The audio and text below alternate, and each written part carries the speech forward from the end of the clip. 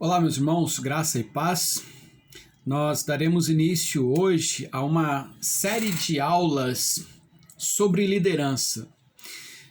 A nossa ideia não é gerar conteúdo para um grupo específico de irmãos. Nós queremos gerar conteúdo que seja atraente, que seja importante para toda a comunidade, para toda a igreja.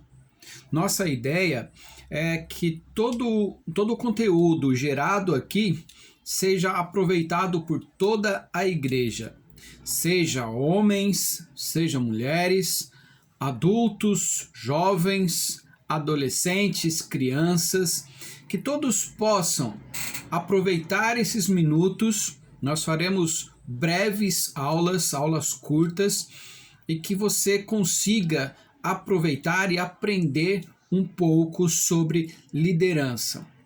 Contudo, o nosso objetivo essencial aqui será a formação de uma liderança bíblica, uma liderança com uma cosmovisão bíblica, como nós exercemos a liderança dentro de nossas igrejas. Também estimular a liderança local a desenvolver um espírito pastoral, a ser co-pastores do rebanho de Cristo. Eu entendo que nós, presbíteros, regentes, docentes, nós aprenderemos um pouco sobre isso nas próximas aulas, mas sejam os pastores, sejam presbíteros, nós somos co-pastores do rebanho de Cristo. Então nós precisamos exercitar essa liderança e desenvolver isso em nós, nos envolvermos com a igreja de forma pastoral. Um outro objetivo que nós temos aqui é o objetivo de despertar outros líderes e despertar uma liderança que sejam fiéis às Escrituras. Pessoas fiéis às Escrituras, à palavra de Deus. Mas para você obedecer às Escrituras, para você obedecer a algo, você precisa entender. Então, o estudo das Escrituras é essencial se você quer se desenvolver como um líder bíblico. E por fim, também queremos falar aqui, queremos abordar e dar um panorama sobre um entendimento sobre a forma de governo da Igreja Presbiteriana do Brasil. Para nós iniciarmos esta aula, eu quero dizer que você já deve ter escutado sobre isso, existe um pensamento, uma linha de raciocínio que diz que o presbítero tem funções apenas administrativas, o presbítero ele é o conselheiro do pastor, o presbítero ele exerce apenas funções de suporte, ou funções burocráticas, ou às vezes apenas a liturgia. Este é um pensamento equivocado, pois nós, presbíteros, fomos chamados para o pastoreio da igreja.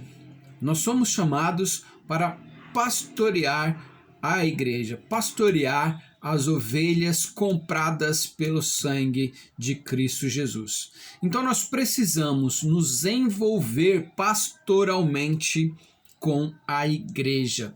Nós fomos chamados para instruir, também para pregar e ensinar a igreja. E para isso eu quero ler um texto das Escrituras, o texto que Paulo escreve a Timóteo, a primeira carta que Paulo escreve a Timóteo, no capítulo 1, versículo 3. Ele diz o seguinte: quando eu estava de viagem rumo da Macedônia, te roguei permanecesses ainda em Éfeso para admoestares a certas pessoas a fim de que não ensinem outra doutrina. Veja, meus irmãos, se naquela época já haviam pessoas ensinando outras doutrinas e, de certa forma, até influenciando pessoas na igreja, o que você pensa sobre esses influenciadores hoje em nosso século? Com a tecnologia, com o recurso das redes sociais, pensamentos publicados podem alcançar milhares de pessoas. Nós, como líderes da igreja, precisamos estar atentos, precisamos vigiar, precisamos acompanhar, saber o que está acontecendo ao nosso redor para instruir a igreja. Não deixar que falsos ensinos avancem e perturbem a igreja do Senhor. Para isso, nós precisamos saber o que está acontecendo. Temos a obrigação de acompanhar, entender o que o rebanho, o que a igreja está vendo nas redes sociais, saber o que eles estão assistindo nas televisões, em seus televisores, saber o contexto que eles estão vivendo, para poder então ensinar, instruir e corrigir estas outras doutrinas que também têm sido anunciada em nosso tempo. Eu quero aproveitar aqui e trazer algumas literaturas. Uma delas é essa daqui, uma teologia bíblica do Novo Testamento. É um livro bem tenso e literalmente pesado, então não chega a ser uma recomendação de leitura, mas eu quero citar aqui um trecho deste livro que está lá na página 776.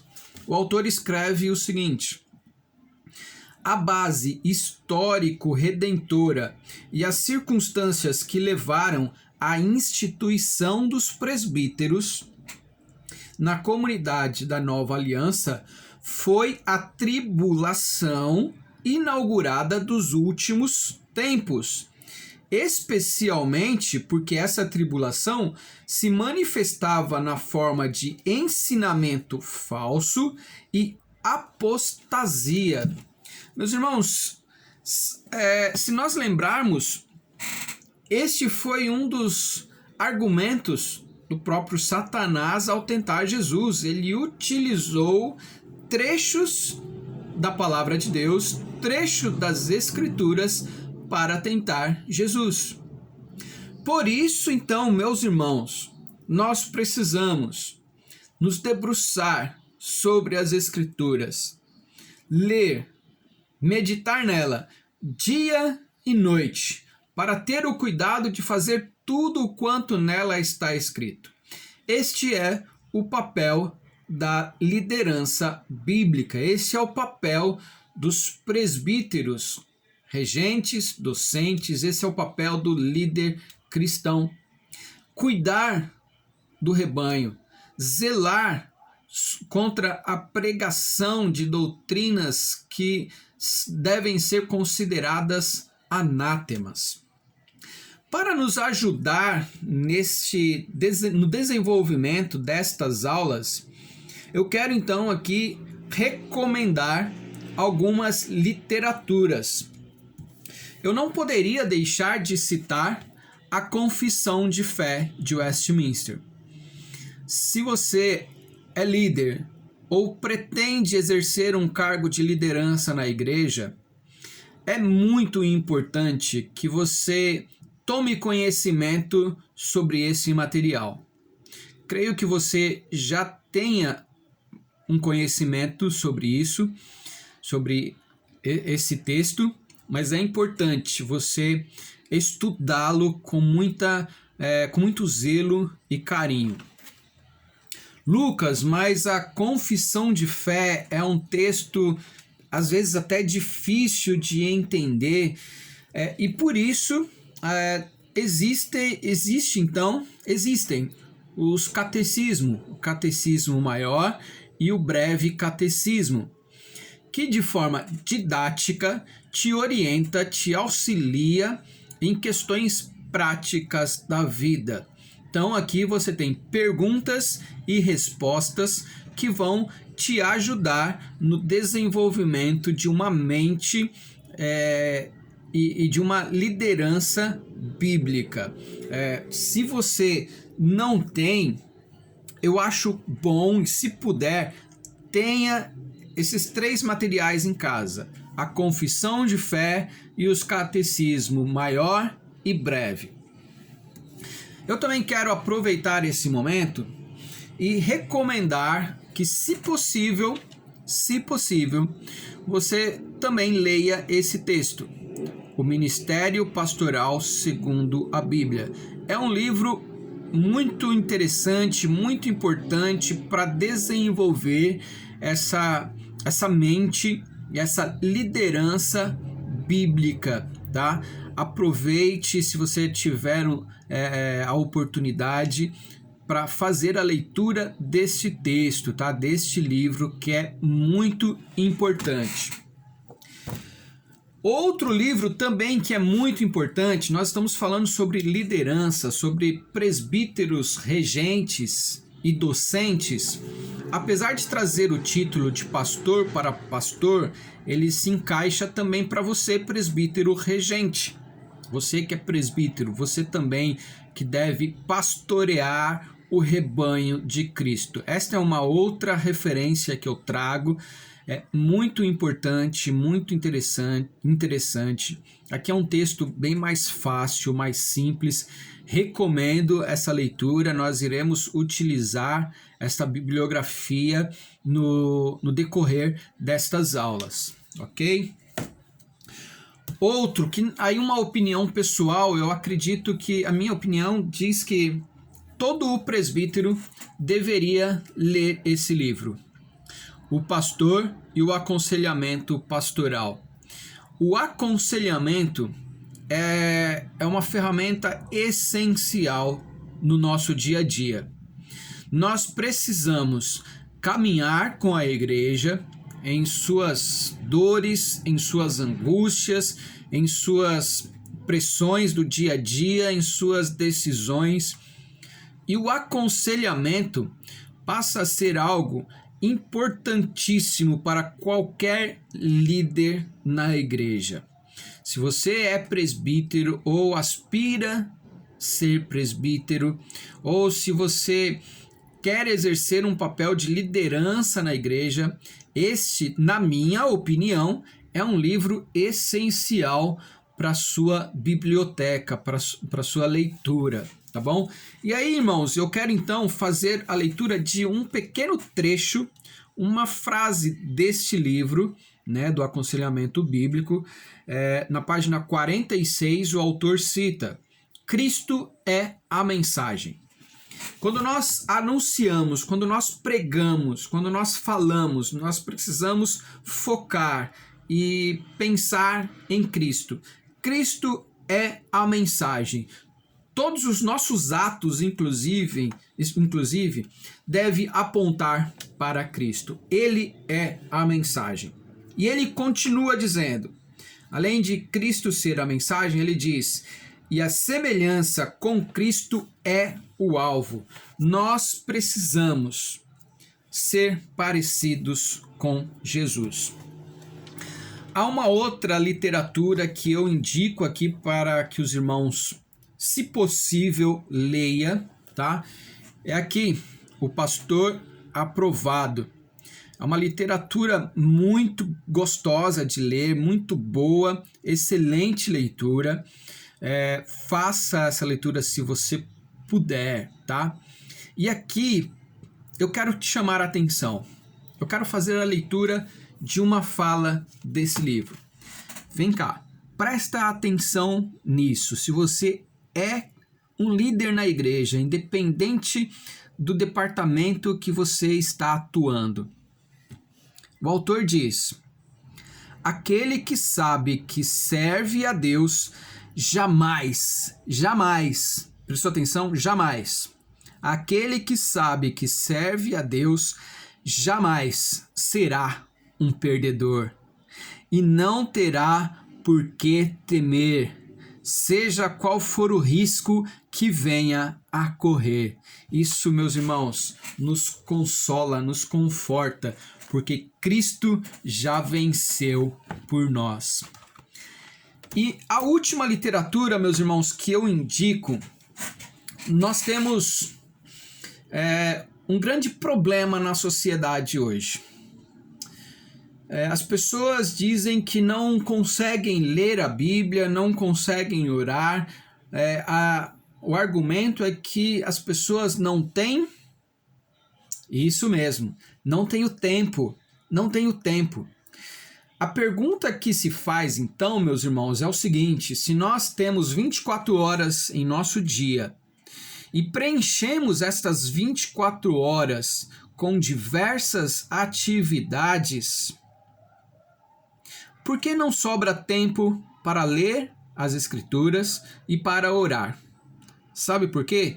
Porque você está colocando aqui nesse horário, nessas 24 horas, o que é prioridade na sua vida. E quando você faz isso, coloca outra coisa, você acaba depreciando as Escrituras, o momento de oração. Então, se não é uma questão de falta de tempo para orar, reflita se o que você tem, ou melhor, o que você não tem, é tempo ou não tem prioridade para as Escrituras, para o momento de oração. Para isso, meus irmãos, uma outra literatura, e aqui eu quero ressaltar, não é uma literatura evangélica, não é uma leitura teológica, tá? Como se diria, né, para entender, é um livro secular, vamos chamar assim. A Tríade do Tempo. Não tenho problema algum em indicar essa literatura. É uma literatura excelente e certamente irá te ajudar na organização do seu tempo, nas suas rotinas do dia a dia. A Tríade do Tempo: família, trabalho e vida. É uma literatura que, se você puder ler, faça essa leitura. Agora, acima destas literaturas, meus irmãos, você precisa ler as Escrituras. Você precisa ler a Bíblia. E para acompanhar estas aulas, eu recomendo que você faça a leitura das cartas pastorais, das 2 cartas que Paulo escreve a Timóteo e da carta que Paulo escreve a Tito. Primeira e segunda Timóteo e Tito. Se você quer desenvolver uma mente e uma liderança cristocêntrica, uma liderança bíblica, você precisa fazer a leitura das Escrituras. E eu recomendo que você comece, então, pela leitura destas cartas. Essas 3 cartas são curtas. Você não precisa sair correndo e ler tudo. Você pode ir lendo com critério, com pausa, e você vai conseguir fazer essa leitura, ok? Então, desafio para essa semana é a leitura destas 3 cartas. E na semana que vem, então, nós faremos uma outra aula também curta, agora entrando um pouquinho mais no tema. Hoje eu trouxe bastante literatura para te ajudar nesse desenvolvimento, tá bom?